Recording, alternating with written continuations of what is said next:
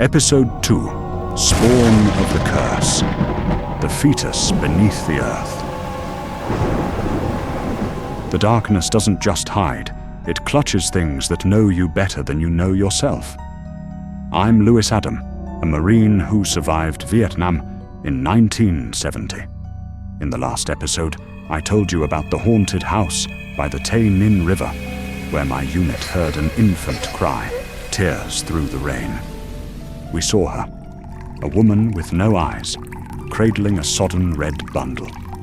That night, my friend Dalton died in a fit of convulsions, his ankle marked with bruises like a child's bite. We thought it was over, but the crying didn't stop. It was calling us, and it hasn't let go. If a chill is crawling up your spine, leave a like. Let me know you're brave enough to keep listening. Subscribe and hit the bell, because what lies beneath the warehouse floor will haunt you. Dalton died 3 days ago, his ankle bruised with marks like a child's teeth. The warehouse by the river now felt like a living grave, exhaling a sickly sweet rot, like blood steeped in honey. The infant's cry no longer waited for rain. It hissed through the tin roof, seeping into every breath, as if whispering our names. Sergeant Harris, face flushed with fury, roared, "This stench isn't right! Tear up this damn floor!" We attacked it, shovels and picks swinging wildly. Each strike rang like breaking bones, as if something beneath was screaming back. Carter, Jenkins, Sparrow, their eyes bloodshot, hands trembling, but none dared stop. The reek choked us, like a corpse soaked for years. The concrete shattered, and black, sodden earth gushed up. A putrid stench hit us, sweet and cloying, like decay dripping with molasses. Carter drove his shovel down. Thud, a dry, hollow crack. "What the hell is this?" he stammered, stumbling back, face drained of color.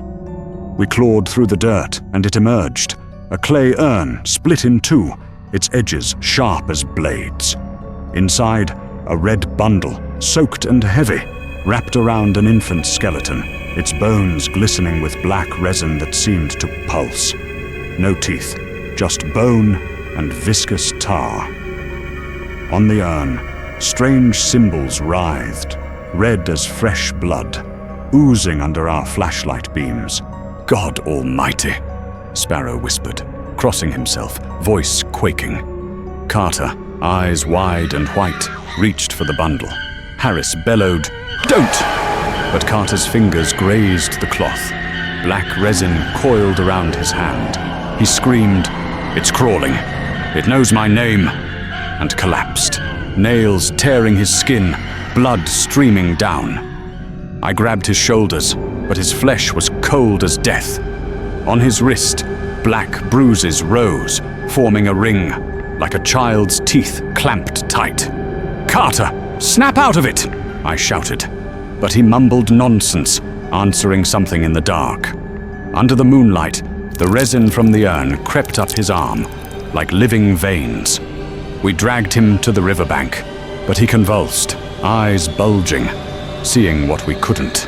"It's calling me," he howled, then went silent, slumping motionless.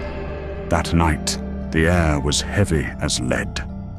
A rustling came from the pit, like something stirring in the cloth. I aimed my flashlight. The red bundle twitched, as if something inside was clawing to break free. The symbols on the urn twisted, like snakes slithering in the light. Near dawn, Jenkins shook me, voice breaking. "Carter's gone." We searched the warehouse, the river, and the forest's edge. Carter's gear, boots, rifle, dog tags, lay neatly arranged, like a farewell. But he was nowhere. At sunrise, Sparrow shouted from the forest's edge, "Louis, get over here!" I ran to him, finding him frozen beside tiny wet footprints, child-sized, mixed with plump handprints, like an infant crawling toward the river. They led into the forest, stopping at a black, mirror-still pool. Sparrow pointed to the ground, voice trembling. "Lewis, look." Beside the pool, a torn red cloth, soaked, dripping black resin like congealed blood, identical to the bundle in the urn, as if it had been ripped away and left here. We stood rigid, hearts pounding. Sparrow swallowed hard, eyes wild.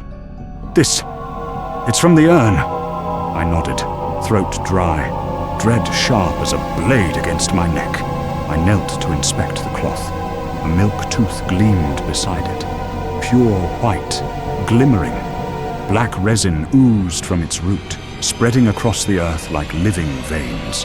I looked up at the pool and froze.